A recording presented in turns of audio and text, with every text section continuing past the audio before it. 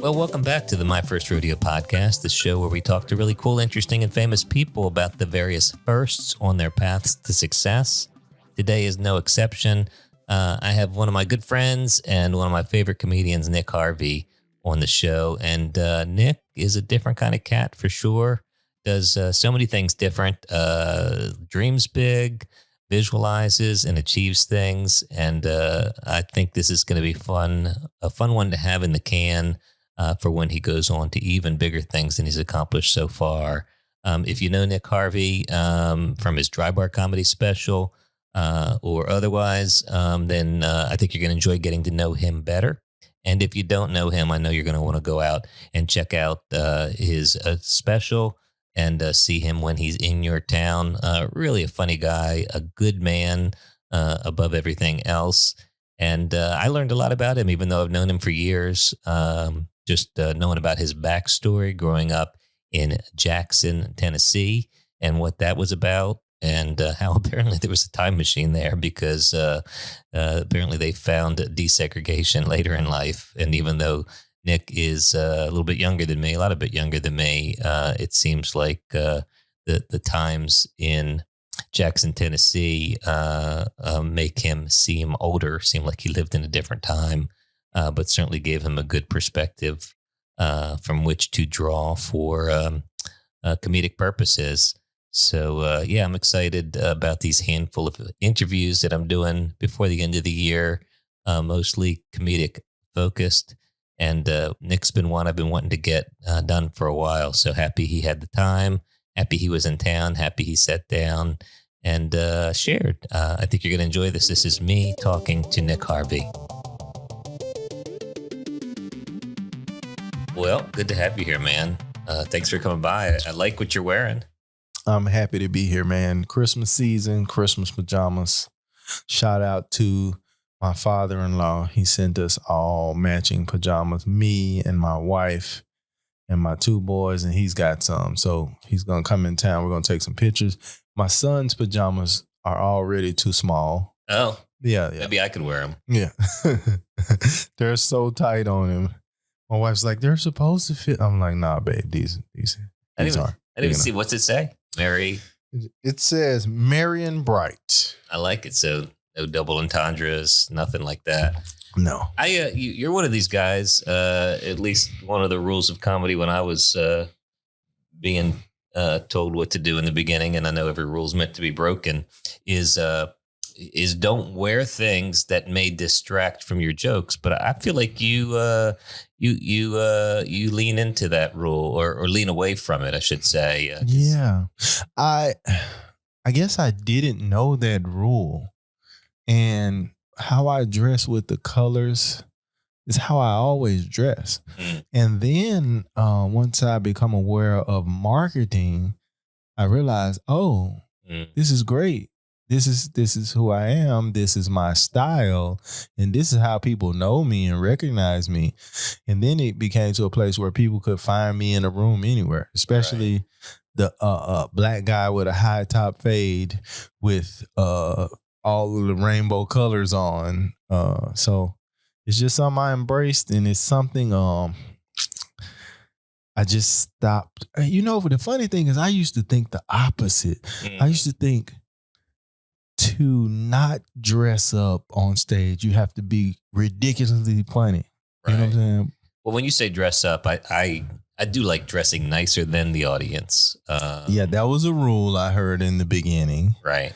You got to wear a blazer. You got to be nicer than. But what I realize is whatever works for whatever person, because some people do, some people don't.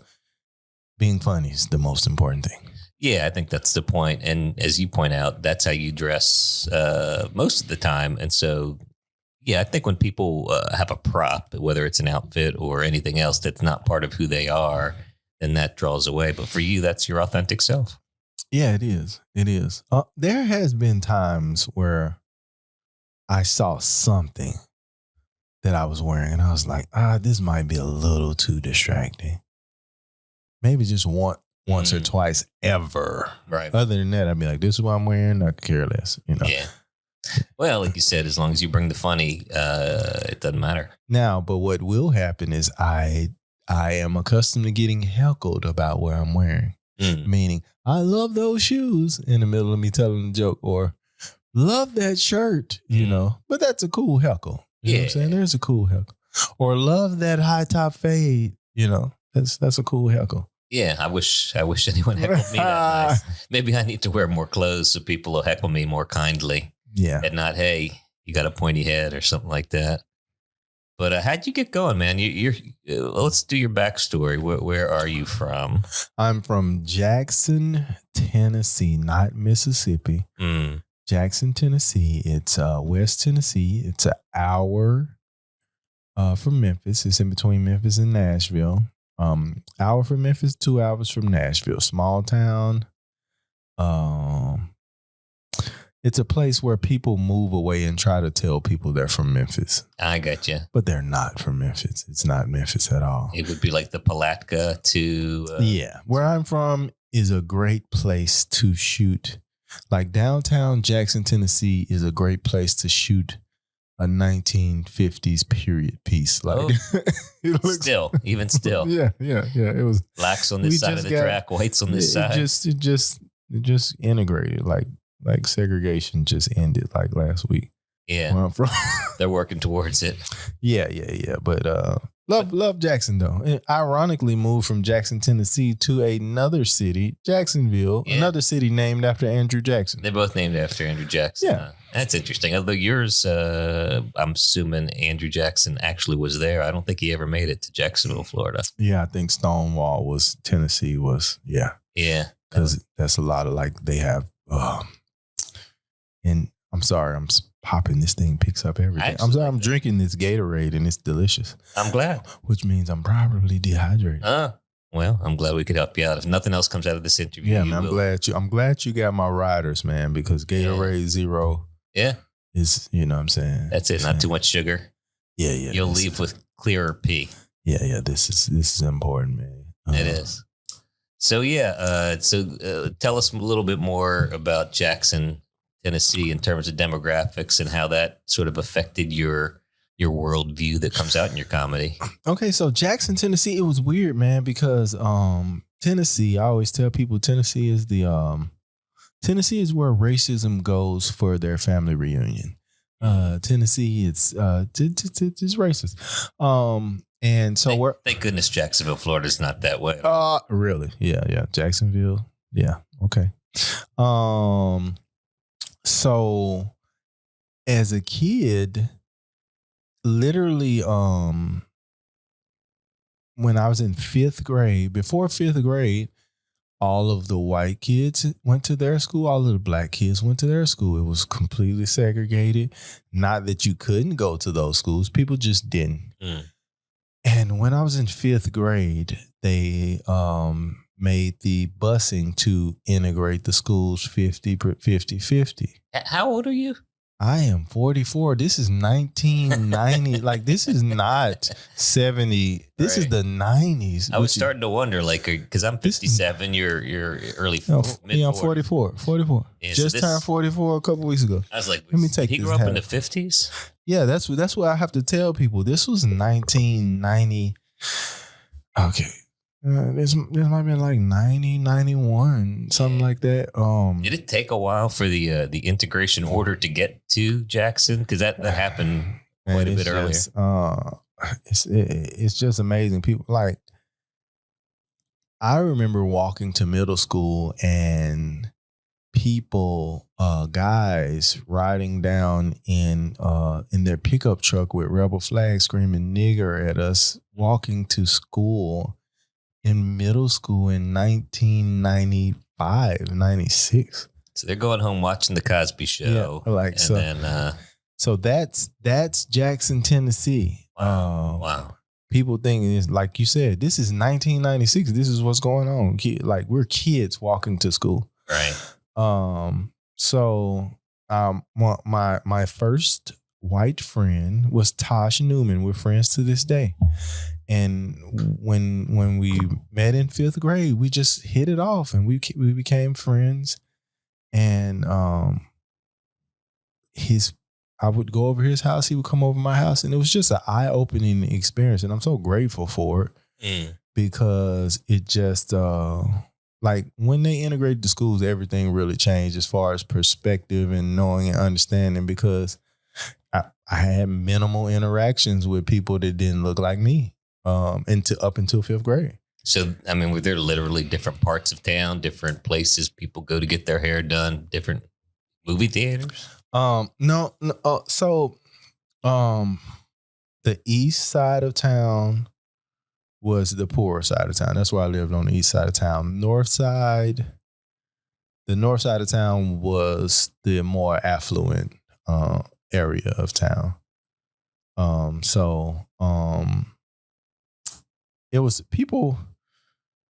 You just went in your area. It wasn't that. It was just like, okay, it's close. This is where you go. You know, Right. I never had the mindset or her like, well, we don't go over there to that one. It wasn't that extreme like that, but it was just you went what was close to you, what was in your area.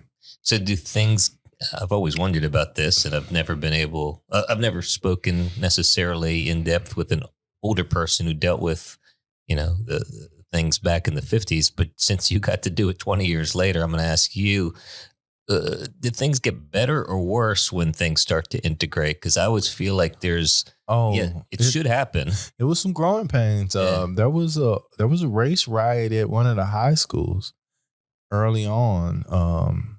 This was before I got to high school. It was a big thing. Apparently, some redneck guy wrote up, came to school in the I hate niggers shirt, which sparked a big fight. And it was all on the news, and it was a huge thing. But at least it was newsworthy, right? But I will say, that was it. After that, it was nothing else. And man, my high school experience was awesome. And with to this day, friends of so many different ethnicities, and it was just so cool. And like I told you, my friend Tosh, we were very interested in learning about each other and cultures, and we were just asking questions, and it was just like so many things we'd heard about, things he heard about black people, things I heard about white people. It was debunked because when here's the reality.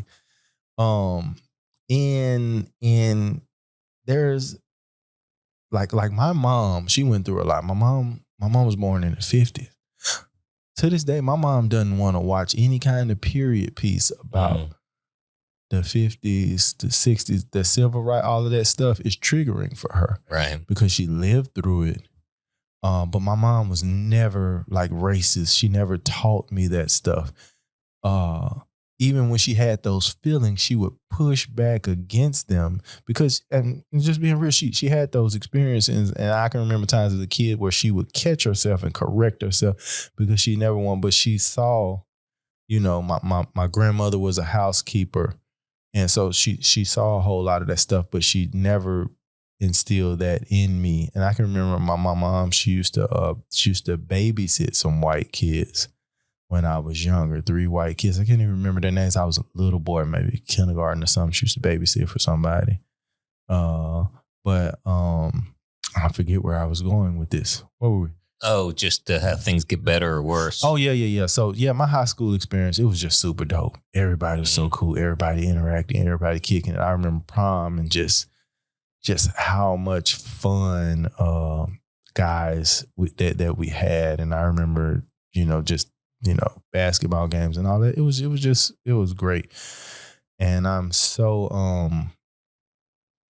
glad that they did that. You know what I'm saying? I'm so glad that they made it like that because it was just like, oh, okay. Like you can't allow it's quite often, people's experience becomes their truth. You know what I'm saying? And here's the reality. We live in a country where there are not a lot of, put it like this, you can find a ton of negative depictions of black people in the media and on TV. You know what I'm saying? So for a person who's never interacted, this shapes them in the same way. Anything, if you haven't had much interaction, all you can go by is what you see, and then you go by what your experience is, or sometimes you're going with someone else's experience that they're impressing on you. Like this is what it is, and so I'm just happy that that opened up and I broadened my horizons and just meeting awesome people. Mm-hmm. I could see that. So what were you into in high school? Drugs. Yeah. Girls. I find that hard. Honestly, in high school, man, I used to be wild, bro. I skipped a lot of school, smoked a lot of weed, a lot of girls, a lot of trouble because I was a class clown. Cared more about entertaining the class than schoolwork. Talking all the time. Smart, right? Yeah, I was in gifted class until 6th grade. And then in 6th grade, the gifted class started giving homework. Right, you had to work at it. And I was like, why would I want to come here and get more homework? Right. Like in 5th grade, before that, they would just pull us out and we'd go to class and do different things. And it was super fun. You could just be smart. Yeah. But when it came that they were giving me extra homework, I was like, well, I'm smarter than this. So I told them I didn't want to go to gifted class anymore.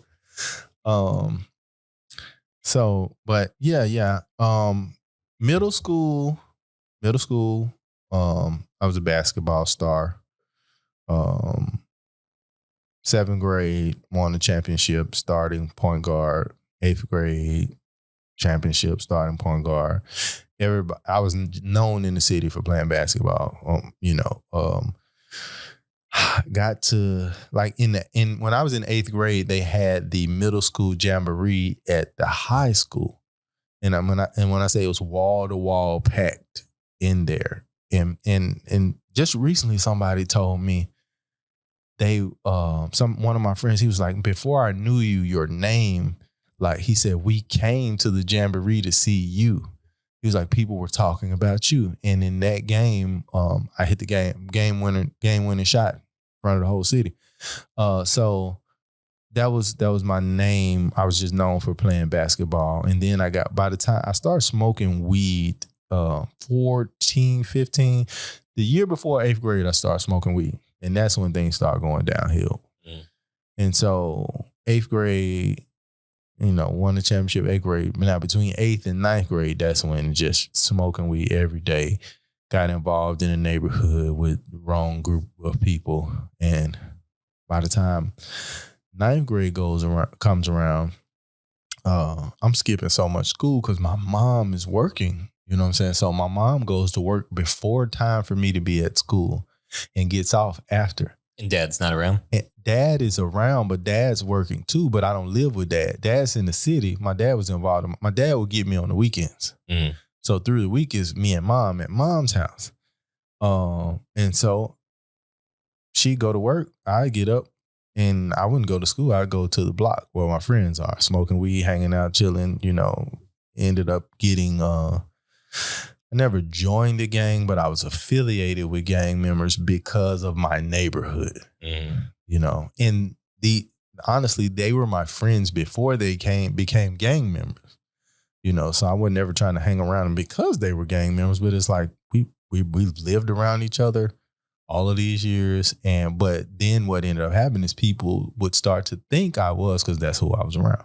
You make a deliberate decision not to be an active part? Thankfully, I had enough of my own identity because I had family members in gangs, friends, and I can remember specifically a time where one of my cousins and one of my friends were going to get jumped in, and they were like, "Hey, man, we're going to get down. We're going down to the hill. There's a little spot down there.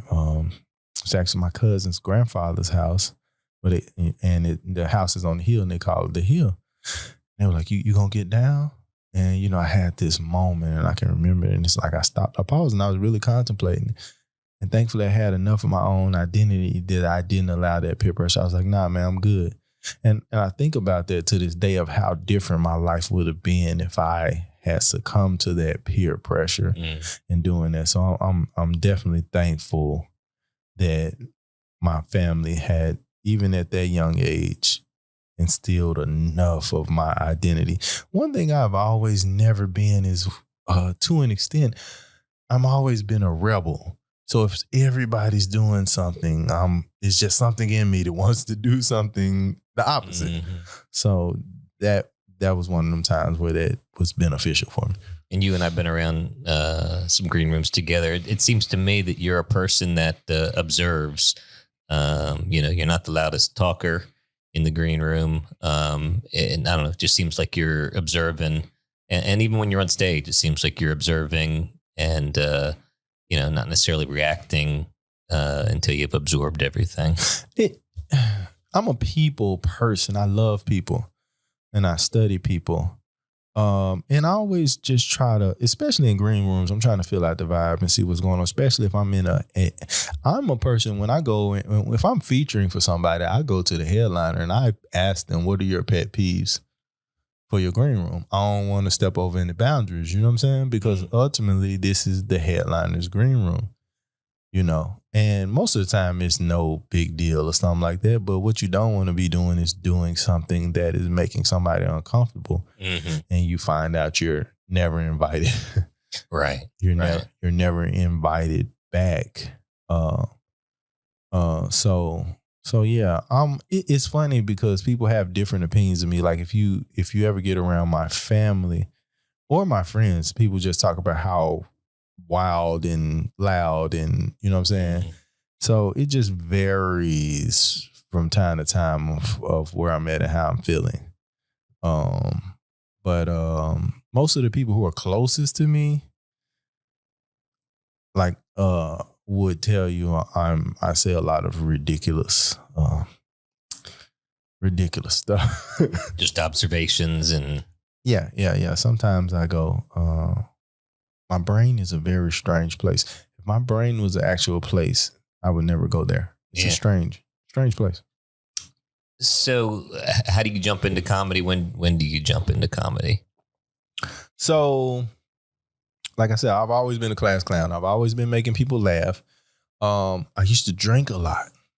And when I'm the happiest, funnest drunk, which made people always want to get me drunk. When I didn't have money, people bought me drinks because they know he's finna come out. He's finna entertain us. I can remember times where people called me, hey, man, we going to the club. Man, I ain't got no money. We got you. So. You were like dinner theater for them. Yeah. I'm always, I'm a life for the party. I was a life for the party person. And I was actually in the Navy. So in the Navy, before you if you're on a ship and you never cross the equator, they call you a polywog. And once you cross the equator, you become a shellback. So a what back? Shellback. Shellback, like a turtle. Yeah, like a turtle. You become a shellback. So before you cross the equator, they have what's called the polywog talent show on the ship. Everybody who's a polywog has to do a talent show. It's a hazing kind of thing. It's super fun. It's so ridiculous. So this is you're finally going to pass the equator, but on the night before, for example. The night before, we're going past the equator. Got it. In the middle. Well, we're on the ship in the middle of the ocean. So we have. That's where they keep it, right? Yeah. So we have. Yeah. So we have the polywog talent show. And at the time, Jeff Foxworthy this is the height of his You Might Be a Redneck bit. Sure, classic. You Might Be a Redneck bit. So the name of my ship is that I was on was the USS Clackrin FFG 42. Hoorah. Who is Clackrin? I know. Have no idea. Have no idea. Can you please tell me? Never did the research to find out who Clackrin was. Don't know if I guess I care now. Who's Clackrin? I don't know. I have no idea. Clackrin clearly was somebody important. They named a ship after him. Yeah, I'm with you. Not relevant to the story. Yeah, look up whoever Clackrin is and Tell us who Clackering was in the comments. Right. Hit us at Nick Harvey is funny. Is that it? Nick is funny. Nick is funny. Yeah, tell me FFG 42 USS Clackering. So we had the Polywalk talent show. So I write this bit that I don't know is a bit. I wrote, it's called You Might Be on the Clackering. So, Jeff Foxworthy has his tag, You Might Be a Redneck. Mine isn't. So I'm like, if you're on a ship and you go to lunch and you see on the salad bar there's everything that you ate at breakfast left over, you might be on the Clackering. Oh, that's perfect. You know what I'm saying? And so like because you would literally get to lunch and go to the salad bar and it's bacon, eggs, everything that was left over from breakfast, they just put it on the salad bar as kind of. So it was like those different things that was that people on the ship knew, and just so people have an understanding. So a frigate is a small boy ship. They actually decommissioned them. So a frigate's job is to absorb missile hits around the aircraft carrier.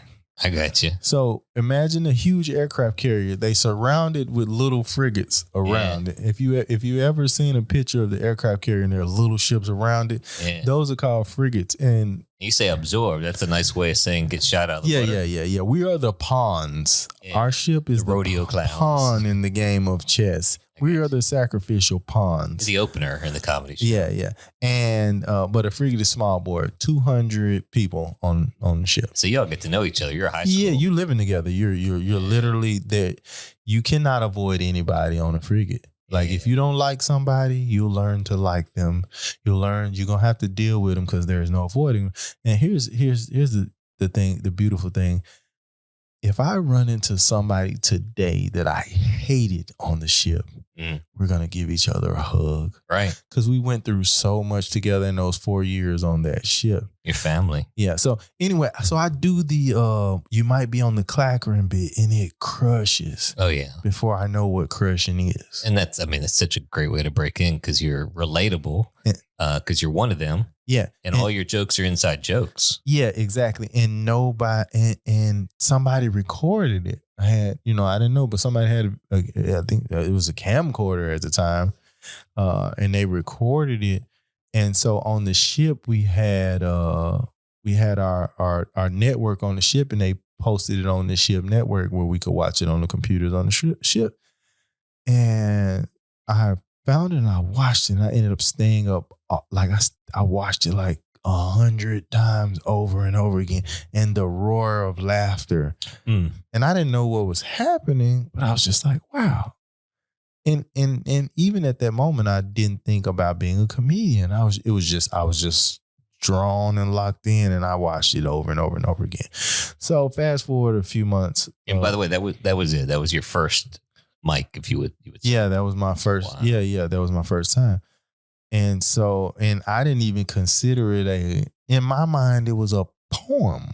In my mind, it was, I don't know if it was a poem, but I didn't see it like I was doing a comedy bit. I don't know what I thought it was. I just thought it was funny. So one day I'm on the back of the ship and I'm just talking trash, and before you know it, there's a circle. People have circled around me. I don't even remember what I'm talking about, but everybody's just cracking up laughing. And that was the light bulb moment. Wow. When the crowd dispersed, it just like a light beam. You could do stand-up comedy. Well, and you knew it was a job, and you followed comedy. Who did you like at that point? I had no idea. I didn't know much about comedy. What I ended up finding out later about myself is that I'd always loved comedy. Right. I had, watched Richard Pryor, Sunset Strip, Eddie Murphy Raw, Eddie Griffin, Dysfunctional Family, these VCR tapes that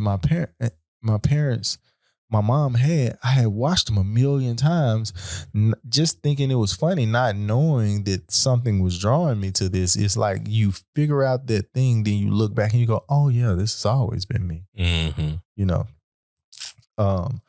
So from that point, I become obsessed. At the time, I was with my daughter's mother. I had bought her an iPod Touch. I remember that. And on the iPod Touch, you could watch YouTube. Oh, they had a screen. Yeah. That was the first thing that you could watch, So I started looking up comedians on YouTube, and I was just watching. I go, I could do this. I'm looking at it. I'm like, I can do this. I can do this. Where are you living now at that point? I'm still living. I'm in Jacksonville. Okay, you're in Jacksonville. Yeah, I'm in Jacksonville. At the time, we were living out Beach and Hodges. Okay. So you're stationed here. Yeah. I got you. Yeah.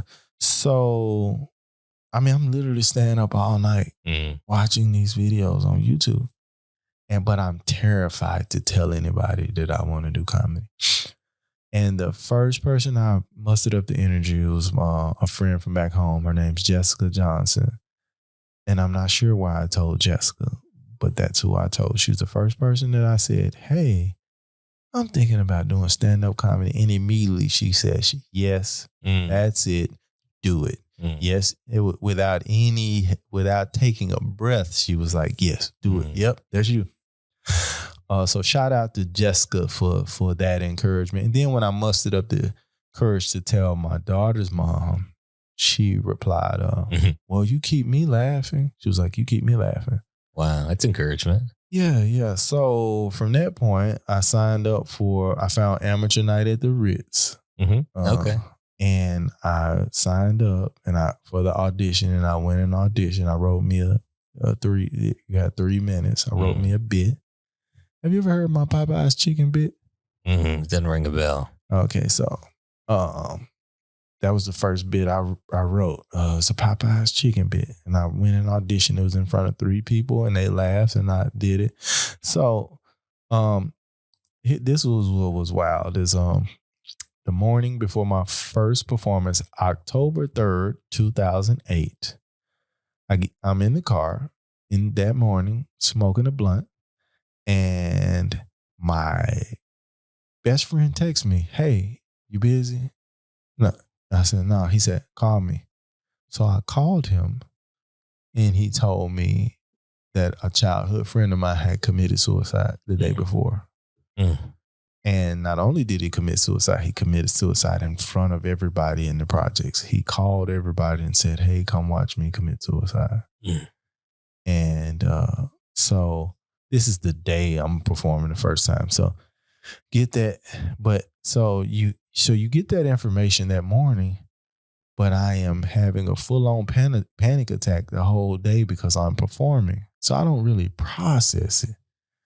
So do the show that night, and sold out crowd, 405 people, my first performance ever, and I killed it. Yeah. I actually have it on YouTube. My daughter's mom had snuck a camcorder in there. And I killed, bro. I killed. I booked my first paid gig. After that show that night, the drummer was like, hey, I'm doing this thing, man. Can I pay you $50 to come? And in my mind, I was like, $50 to come? And I did so good. And it was weird because afterwards, people were just coming up to me like I was a celebrity. Like, it was 400 people. So people coming, oh my God, you're so funny. And then I remember seeing a little kid looking at me like I was Kevin Hart. Like, he was just like, wow, that's him. And it was a little awkward. I don't know what to say. Stay in school. I don't know. Like, just, and I thought I was ready for an HBO special. Yeah. After that 3 minutes. Yeah. Well, your first 3 gigs went pretty well. You did the crowd on the frigate. You might be on the, whatever the name of your ship was. And now now you got 400 people eating out of your hands for a 3-minute set. And 2 weeks later at that $50 gig. Yeah. In front of those 12 people. 12 people, right? I was brought back down to earth. I was going to say, when does that happen? Because I was brought back down to earth. Same bit, same Popeyes same bit? Jokes, same everything, different. I didn't bomb, but it had some bomb residue on it. Yeah. It was bomb. And you didn't know what to do with it. Right? Yeah. And yeah, exactly. I didn't have any exercise. And when you gotten that big room laughter, right? and now you're in front of 12 people and you're getting a chuckle. Yeah. Obviously, the audience was stupid. Yeah. So, and that was the beginning of the obsession. Yeah, isn't that funny? It's like the failure almost enthralls you more than the successes, or the combination of the high and the low, right? Mm-hmm. Yeah, that was the beginning of an unhealthy obsession. Yeah. Now I feel like I spoke over part of the story. So you don't process your friend's suicide. Oh yeah, we skipped that part. Wake up the next morning, eyes open, and I just start wailing. Couldn't get out of the bed. Just it was wild. It was like the next morning. That night I went to the club. I felt like, yes, I'm gonna be rich and famous in 6 months. Mm-hmm. And yeah, woke up the next morning. It just like a ton of bricks. Hit me. Even you can see. So my friend, his name was Orlando Bates, but we call him Money. And in that video at the Ritz, I said, lost a friend recently. Rest in peace, Money Bates. I'll show you the video one day. Yeah, I want to check it out. That bit still kills, though. That chicken bit destroys. I mean, I've heard a lot of, obviously, Popeyes, Chick-fil-A, black, white chicken. It's out there a lot. Is it? So I may have heard yours. I don't remember associating a particular Popeyes bit with you. Yeah.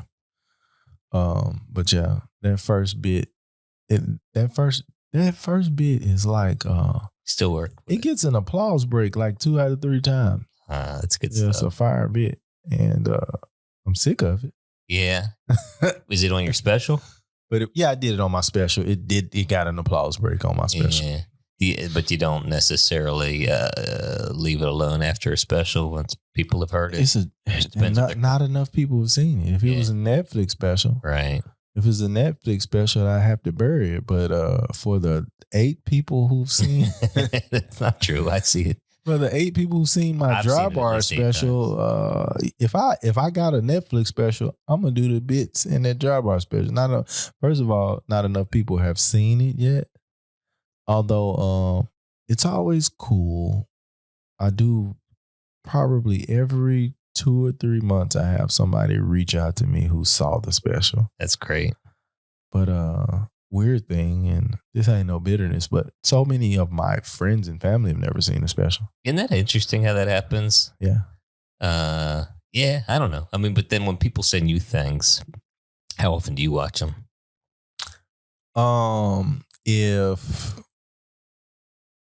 If one of my friends had a special, I'm gonna watch it. Yeah, I guess that's right. You know what I'm saying?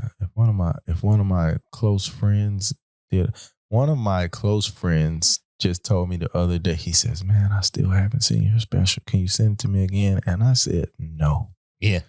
And he said, "I'm sorry, I'm a terrible friend." He says, "I'm gonna watch it.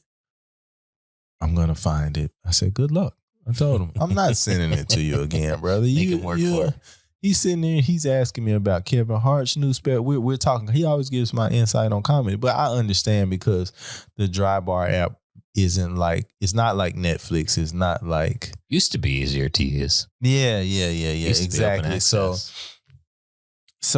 I'm sure when they do release it on YouTube, because, they'll put the full special on YouTube. Which is cool because there's a revenue share. Yeah, I think YouTube may be the way to go. I mean, obviously, if you get a Netflix or HBO, great, but YouTube is a great equalizer. Yeah, it's becoming it's good. It's becoming big. I'm gonna tell you what I saw that's cool is Ali Sadiq is releasing other comedians on his platform, on his YouTube channel. And, brilliant. And they're doing millions from being released on his channel. That makes good sense. I mean, also means there's a lot of crap out there, but you don't have to watch it. Yeah, and I think he's done 6 or 7 specials on, which is like hard to 4-parter, I think. It's hard to wrap your mind around. One of his specials just hit 10 million views, and you go like, why is Netflix not trying? Because I mean, Well, maybe he doesn't want Netflix. I mean, at that point, what does Netflix have to give you that you can't get on your own if people are coming to find you? $10 million? Well, if they do, but assuming if Netflix is going to pay you $10 million, that must mean the value is more than $10 million. So why wouldn't Sadiq just take all that money? I think it's special. This is why I know 10 million views on YouTube don't equal $10 million.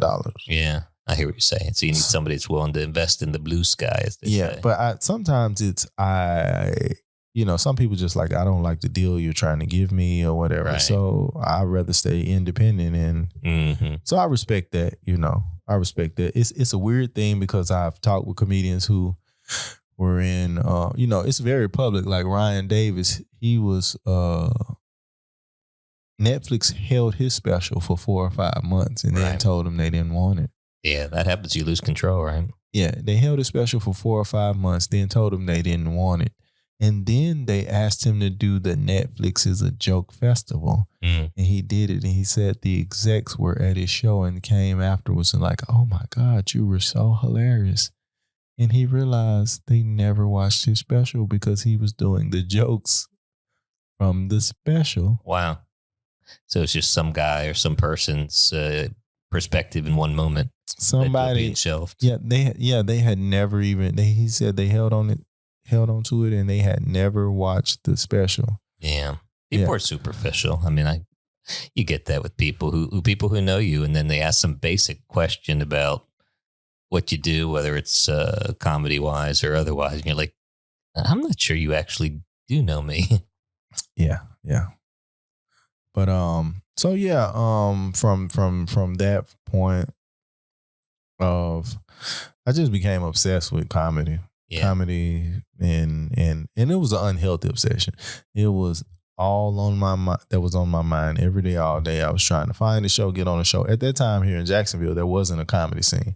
So I was going to rap open mics. Yeah. To do stand-up comedy. Which, in fairness, you do work spoken word into your show.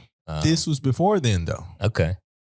That's how spoken word became a thing for me because I met my good friend Moses West at a rap open mic. He's a poet.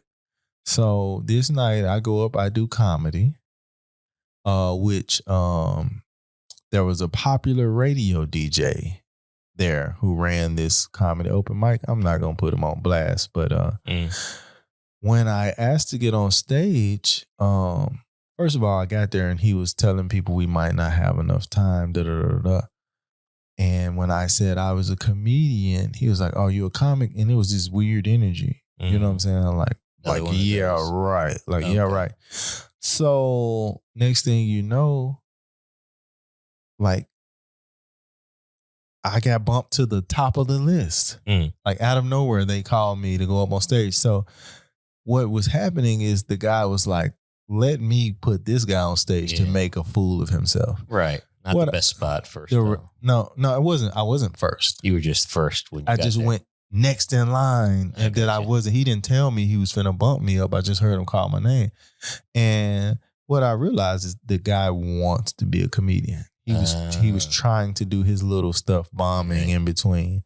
So he's like, "Oh, you a comic? Oh, I'm finna put you on." And I got up there and I killed. He was gonna roast you, but yeah, that probably was gonna happen. And I killed. And then another guy who happened to be my friend Moses, he's at the rap open mic. He does poetry. He kills. And afterwards we connect, and he tells me, "Bro, you're funny." And he says, "I do a poetry night. I do Sundays at Ariel's. You can come out there. I'll give you my stage. Do as much time as you want."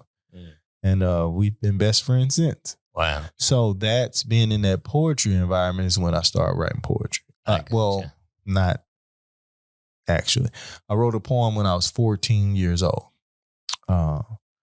And the poem was so good that I ended up saying it on the local news show. You know how whatever we got First Coast News morning show or whatever. Whatever that the equivalent to that was in Jackson, Tennessee. I did that poem on there, but I didn't like take it seriously.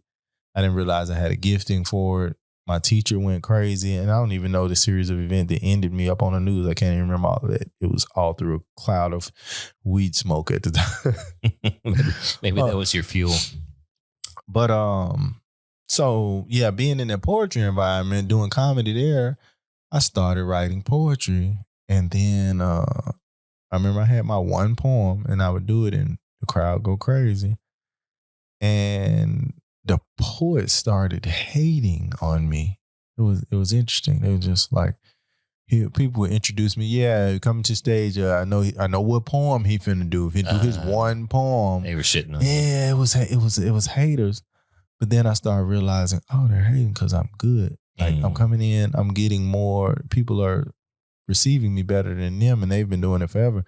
And then, like I said, I start writing more poetry, and then it clicked. Oh, you have a gift, but that kind of came a little later because, I went through, like I told you, I had an unhealthy relationship with comedy. I would go through this depression when I started booking shows and stuff. And so I have a good month of bookings. And then if I wasn't booked, I wouldn't even get a haircut. I'd be around here looking, people like, well, you okay? And I'm like, well, I ain't got no shows. What am I getting a haircut for? Wow.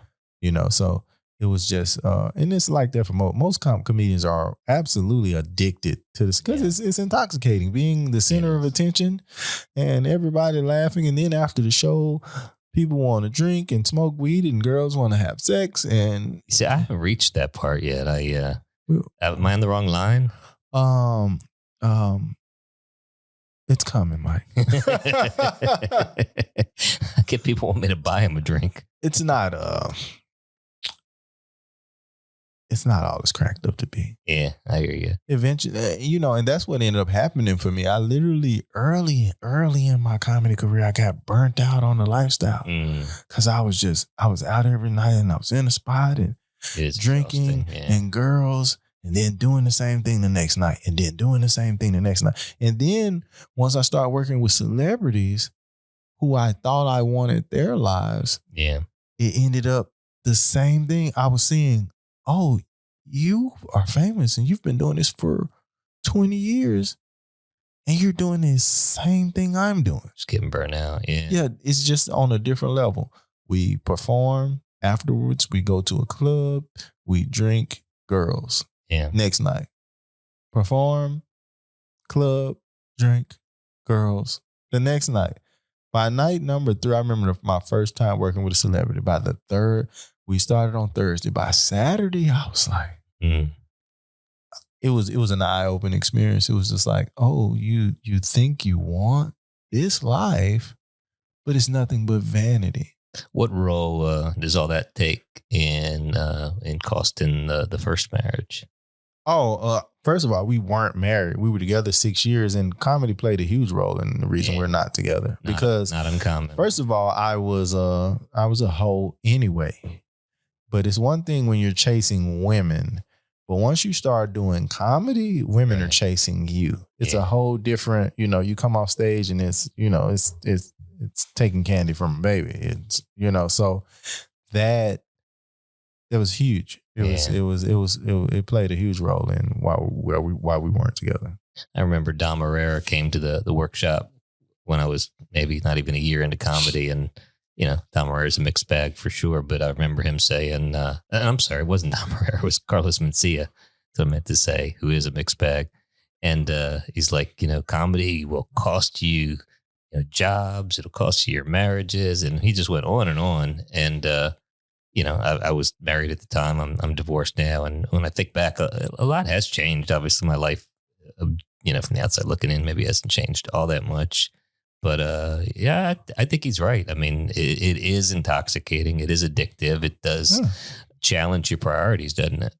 Yeah. I mean, I heard the rapper Lecrae say, he said, man, people weren't made to be worshipped. He said people weren't made to be worshipped. And that's the thing is like when you're that person, you get worship. And then the worst part about it is if you're not careful, you'll start believing the hype. You'll start believing the hype. And you know, here's the highs and lows of comedy is you're on stage, you're the star, everybody loves you, everybody, you're the best thing since sliced bread.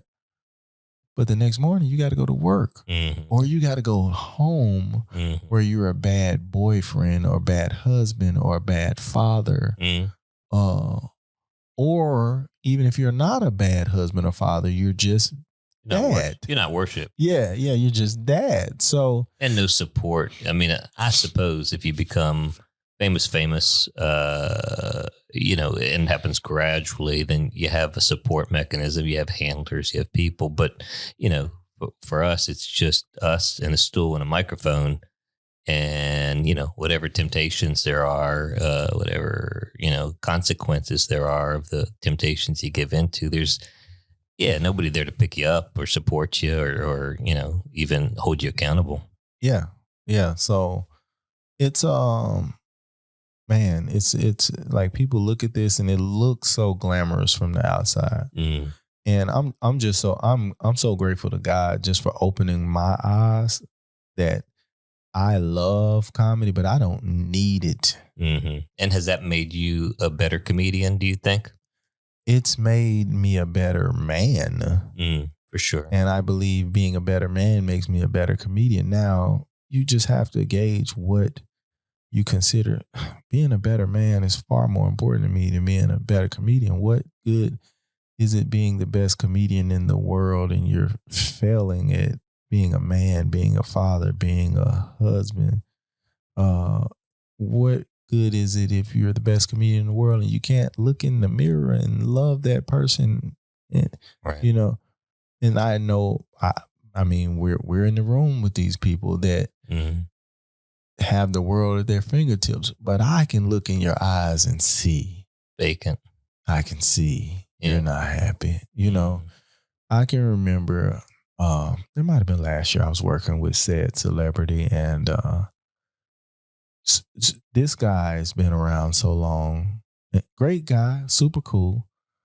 Man, when I tell you, this guy's been through, he's partied for generations. He's partied with Michael Jackson and Michael Jordan and Magic Johnson and Madonna. Just people whose name starts with M. Is that? And I wasn't trying to say I could be in the running. M people, but he's but I mean the who's who of Hollywood legends, Rock and Roll Hall of Fame. Yeah, I hear you. These people, and we do the show, and afterwards he was like, "What's going on in Jacksonville?" Oh, I saw Lil Wayne's gonna be in town.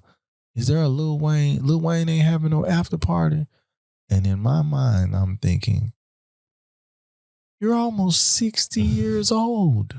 If my almost 60-year-old uncle was talking about a Lil Wayne party, I'd be like, sit your old self down somewhere. Yeah. But this person is famous and he's in that lifestyle and he's in that environment. So that's normal for him, but it's so abnormal that you are almost 60 trying to go to a Lil Wayne after party. But that is the addiction of the lifestyle. You know what I'm saying? That's the addiction of the lifestyle. I don't know. Maybe because I got into it later. Like whenever there is someone that I'm opening for that's wanting to have some fun, 1-2 nights of that, and I'm exhausted. I can't do a third night. Yeah. But even when I was young, it became to be too much because, of course, that was when I drank a lot. You know, and drinking is so hard on your body. Yeah, your cells. And then you get to the point where you have to drink to feel good. Yeah. You know what I'm saying? It's like, I got drunk last night. Now I'm hungover. All right, let me have a drink to not feel terrible. Yeah. Yeah, I've been backstage. I don't know if you had this experience. Again, won't say the name, but very good, very funny comedian who's, as we say, kind of a road dog out there, filling up the comedy clubs, but, not an arena guy. So working hard and partying hard. And after 2 of the sets, I noticed, when people were going out to the lobby to maybe sign some things or see the fans or maybe go back to the green room, I went to say, good show or something like that, and just crying. I mean, it wasn't a particularly emotional show. It's just sort of putting yourself out there, 2 shows some nights and day in and day out. And I never would have expected to see that reaction, but yeah. Yeah. You know, it's so much of a pouring out, and you have to know that, like I said, if you're on stage and it seems like everybody loves me right Sure. now, Right. but you know on the inside, You're not lovable or whatever. or you've sacrificed the things that are important to you Yeah. for this counterfeit Yeah. It's a fraud. joy, love, and happiness that you get from a crowd, because a crowd will turn on you. Yeah. A joke will. Oh yeah. You can do 45 minutes and one joke, and they will turn on you. Mm-hmm. Or just one negative looking person in the front row. Yeah. Yeah. So yeah, I can definitely see that. And that's it. And that's what I don't. Yeah. That's who I don't want to be. So No, yours is uplifting, and you're just as uplifting. I don't see any emotional change before the show, during the show, and after. I do want to ask you before I let you go, getting back to your spoken word, because I think it's beautiful what you do. A lot of people use music. I'm even using a little music now, or rap, or what have you, as part of their act, and it sort of stays in the same tone.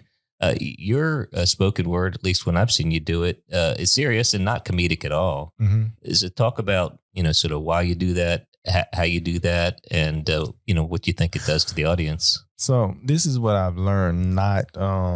This is what I learned by trial and error. First of all, I remember this lady approaching me after a show. She said, "Hey, this is after comedy. This one I wasn't doing any poetry." And then she said, "Hey, you don't know what you're doing, do you?" And I said, "What do you mean?" She says, "You're a doctor." And I said, "What?" And she says, "Laughter is medicine. You're healing people." And it was moving for me, because she said it with so much conviction, and I was just like, wow. And so, being able to make people laugh, it is healing. People, when you're in a comedy show and people are in the middle, they're not thinking about their bills. They're not thinking about the custody battle. They're not thinking about the grief they're experiencing from the loved one. They're just in the moment. And I had a guy approach me one time back over when they had the room in Latitude 360. Yeah. R.I.P. Latitude 360, best room in Jacksonville. What? Guy approached me. He said, "Hey, we buried my best friend's 2-year-old earlier this week. I needed this laugh tonight so much." So now I understand. You don't understand. I can't count the amount of times people go, "You were funny, but that poem." Mm-hmm. You were funny, but that poem. But that poem. But what it is the funny opened their heart and spirits up To receive that poem. You've sat there, you've laughed, you've been primed, and now I'm finna be vulnerable in front of you, because my poem is a very vulnerable poem. For those of y'all listening, it's a poem called "A Letter from My Potential." And in the poem, I'm being brutally honest with myself about the things that I needed to do better at the time. And it's a very vulnerable poem. So you're talking about sitting there in a room where people are worshiping you. And in that moment, you seem larger than life. Mm-hmm. And then you stop and you have the courage to show, "Hey, I am a human being that's flawed.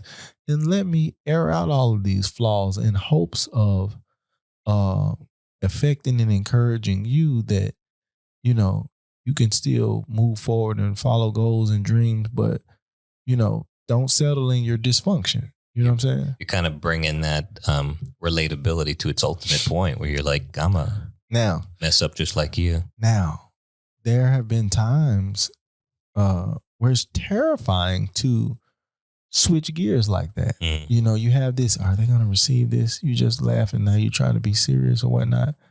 So it took time for me to just have that courage because um before I wasn't doing it in the comedy club. It's a comedy club. Right. And then I started doing it in the comedy club. And like I said, it just so many people come to me and they're not trying to they don't mean it. They don't mean I didn't like your comedy. They just like, it was different. But if I did that poem in the beginning, right, it would be good, but it wouldn't have the effect that it does at the end of the set. Cause I've done that before just in ignorance going, so I've been booked to do comedy and poetry and I go, let me get this poetry out of the way. I got you.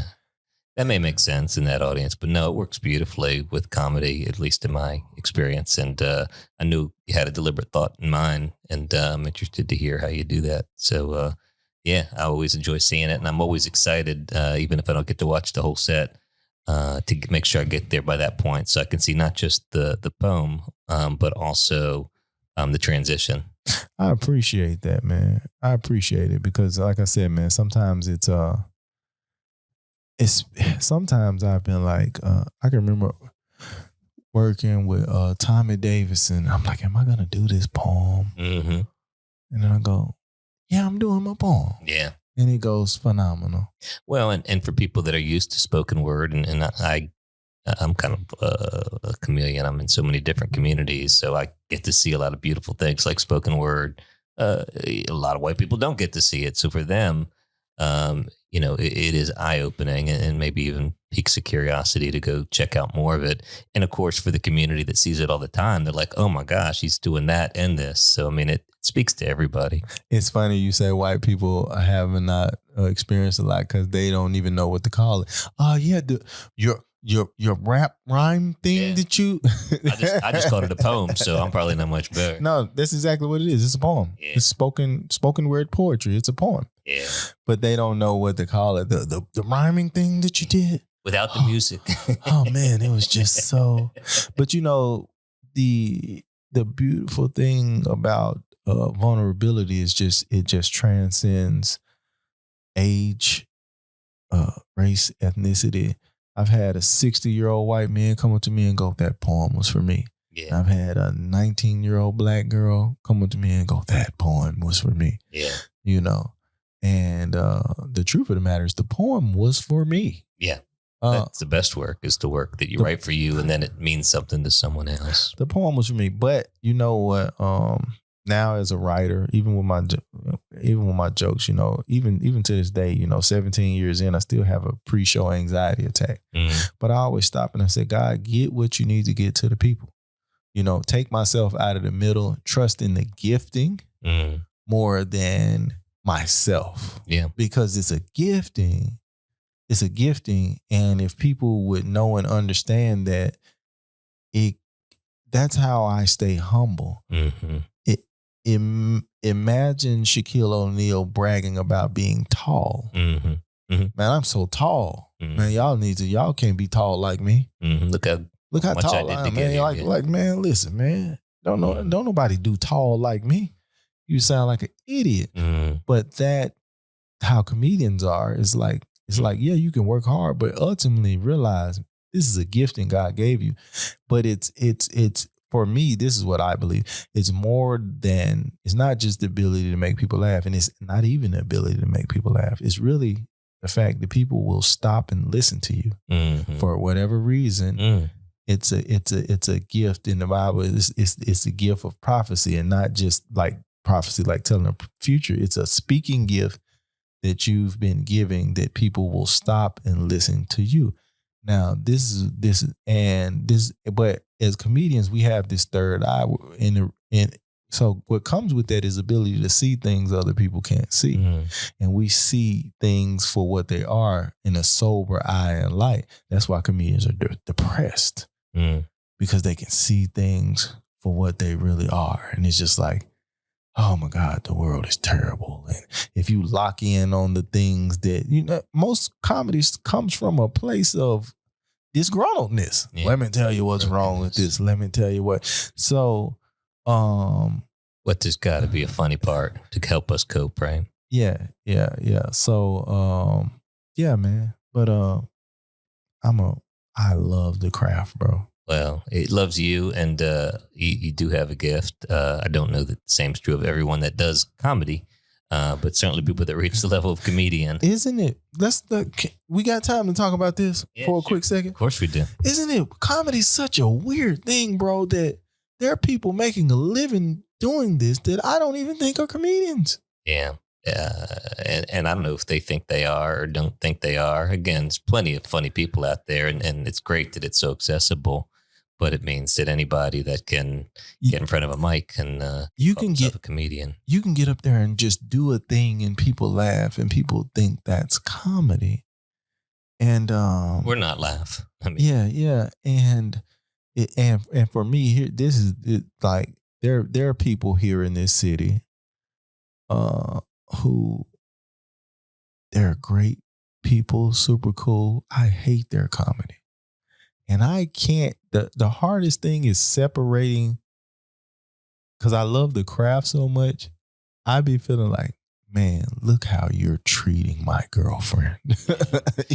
Well, my worry, whether it's this community or any, and again, comedy's subjective. So just because I don't like it or I don't fit on a show doesn't mean it's bad. If people are coming and paying for it, then there is a market. But I do worry there's only so many comedic dollars that the comedy audience has. And if they're going to see a show that looks like a show and feels like a show, and they pay tickets for the show, but what they're getting is something that at least I feel like is less than what they deserve for their 10 or 25 or more dollars, are they going to come back when you're performing, for example? Think about this. It's sometimes the craft is so disrespected. You tell somebody a comedian, and the first thing they ask you is what? First who, probably, right? No, when you tell somebody you're a comedian, they ask you, tell me a joke. Tell you a joke, or they ask you, are you funny? Exactly. Imagine. Yeah. No, when you tell people you are a lawyer. Which is a fair question, by the way. When you tell people you're a lawyer, do they ever say, do you know law? They should, if you knew some of the lawyers I know. And maybe it's the same point. But do they ever say, well, do you know law? Right. And they don't ask me to tell them a law either. They never ask you, do you know law? Because you said you're a lawyer. Right. The reason people ask, are you funny? Because they've seen so many terrible comedians. Yeah.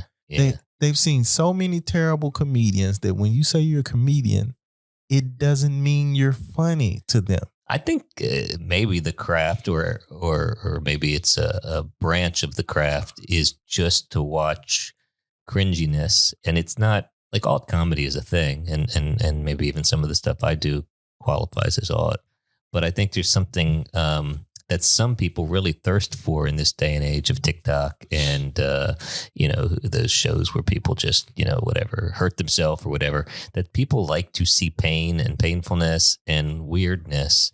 And I do feel like there is a market for that people don't want to come see you for that because they would not be getting what they paid for. But I just think comedy is something different than that. And I hope the audience appreciates that. Yeah. And you know what's weird is social media has turned people into thinking that today, like never before, front rows of shows are emptier. It would happen back in the day, but like social media has made people go, I'm not sitting in the front. Or the people that aspire to sit in the front are the last people you want sitting in the front. Yeah. They go, I'm finna go up. I'm coming to sit up front to talk because that's what they see. I'm going to be part of the show. I, not to sidetrack, but I was invited they had a Kill Tony show in Jacksonville. I was invited by a friend who had tickets. That's not my thing to watch, but I, again, appreciate from a business standpoint anybody that can fill up a theater, and they did, and the comedians were there and they were doing their thing. I was sitting front and center with my buddy, and the first thing one of the comedians did was said, thank goodness we're in Jacksonville, Florida, because we could say retard, and so he gets the whole audience chanting the word retard. Oh my God! I was not chanting the word retard just because, again, I was watching what was happening. I was intrigued, but I'm not going to mouth the word retard. That's just not my thing. Yeah. So, of course, then he sees me. he points and he says, "There's the one faggot in the audience." Now everyone is chanting "faggot, faggot." I mean, this is a 1,500 person theater, and again, I admire that they found an audience. I admire that they're making money. I don't take that away from them, and if there's a market for it, I'm not going to crap on it. But that was an amazing moment for me. Yeah, that's not comedy, and that's that. But you know what?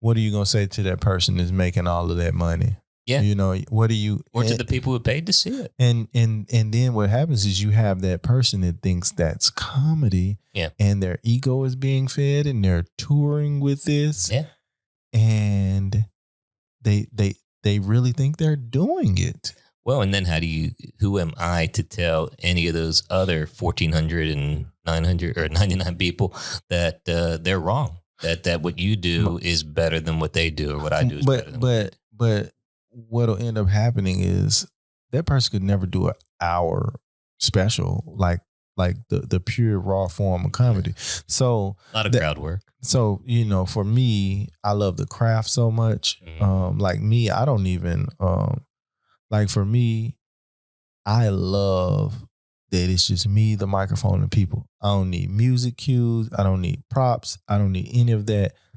And I'm a writer, and I love writers. My gauge on if comedy's good is, can I listen to it on the album without seeing you a well-crafted joke with misdirection. Now, I don't knock physical humor. Some people are great at what they do, and that's comedy to me. Right. Sure. That's comedy to me. But shock value comedy, no, it's not good. Now, peppered in with some joke writing. Sure. Yeah. It shouldn't be a substitute for joke. Yeah, exactly. I'm with you. Well, if you want to check out that style of comedy, there's nobody that does it better, in my opinion, than Nick Harvey. Appreciate you coming on and talking to us. And you, my brother, stored your gift as well as anybody I know, and appreciate you sharing it. Man, I want to say I appreciate you having me, Mike. This was super dope. You're an awesome guy.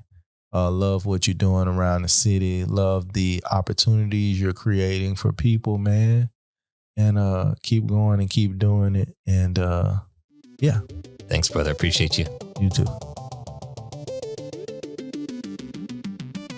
Well, there you have it. That was me talking to Nick Harvey.